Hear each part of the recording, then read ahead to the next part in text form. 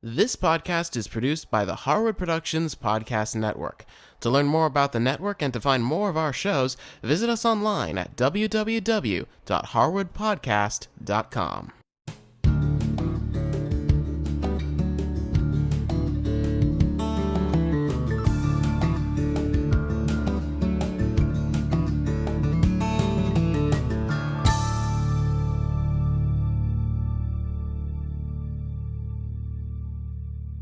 Hi, I'm Cindy Harris, and today I'm making a batch of fresh pesto.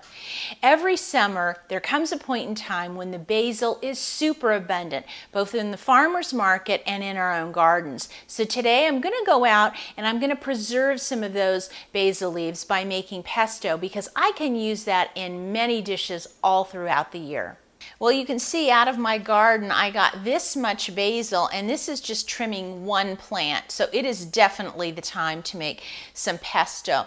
Now I've washed this thoroughly, and I've got my big 2-cup measuring cup, and I'm going to start by taking these nice big leaves and I'm going to pinch them off, and I'm going to start placing them in my measuring cup. Now as I start picking the leaves off of this basil stems, I'm going to press this down into my measuring cup. Now once I get to the point where my cup is overflowing like it is here, and I press it down and it pretty much stays right there, that's about as much basil as I want to use. Now I have my 2 cups of basil leaves and I've really packed them into my measuring cup, and you can see I still have a ton more basil. I'll probably make a second batch when I'm done here.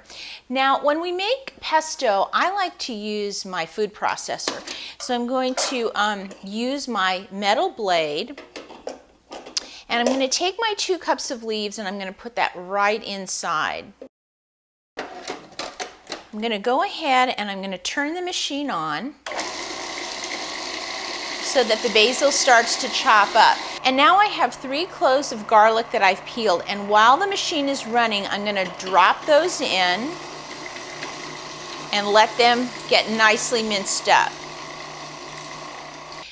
Now I've measured out 7 tablespoons of olive oil, and I've gone ahead and put it in this little measuring cup because it makes it easy to pour. So again, I'm going to turn the machine on and let it start running. I'm going to start drizzling that olive oil right in. Then while the machine is running, I have a 1/4 cup of some pine nuts. I'm going to put those in.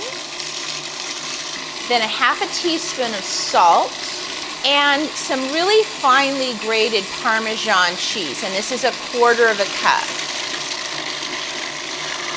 Now, you can start to see that this bottom part of the pesto has blended really well, but there's still some up here that needs to get incorporated.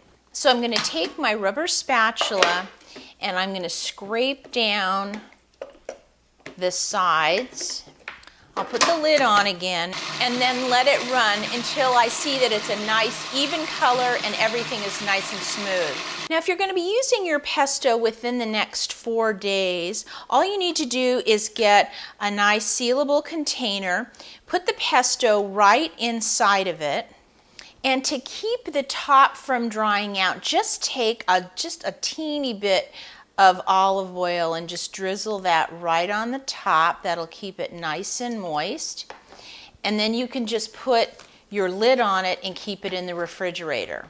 And another way to store it is by putting it into some ice cube trays. Now instead of just spooning the pesto right in, I actually like to measure it out, and for each well, it holds about 2 tablespoons worth of pesto. So I'm just going to place that right in there, kind of flatten it out with my spatula, and then I'm just going to continue to fill each of the wells with 2 tablespoons of pesto.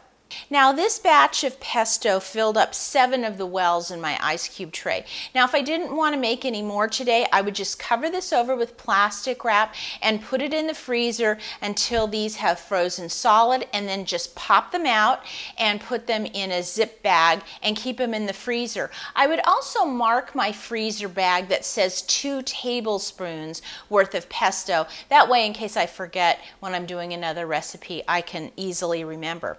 But today I want to fill my tray up, so I'm going to make another batch. Well, since I have all of this wonderful fresh pesto available, I'm going to be making all kinds of great new recipes with it.